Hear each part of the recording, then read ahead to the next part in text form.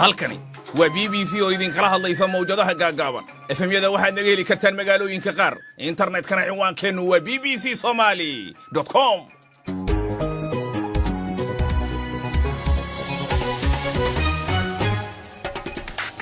habeen wanaagsan dhegaystayaal sidaad u dhantihiinba waxaan ahay Cabdirasaaq Xaaji Catoosh qodobada aan caawa barnaamijka idinku hayana waxaa ka mid ah waxaa sii kordhaysa eriyada diblomaasiyiinta Ruushka ee laga saarayo wadamo badan NATO ayaa u dambeysay oo xogayaheedu wuxuu yiri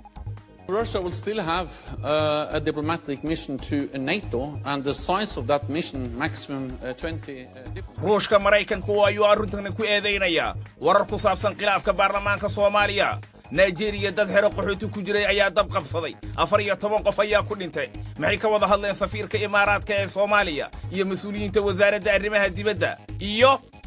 miisaaniyadan ayaa boqolkiiba 34.5 kamida waxay ku jahaysan yihiin mashaariic horumarineed waana markii ugu horeysay taariikhda abid waa miisaaniyadda Soomaaliland oo maanta ay ansixiyeen golaha wasiirada Hindiya shaqo la xayeysiiyay 20 milyan oo qof ay soo codsatay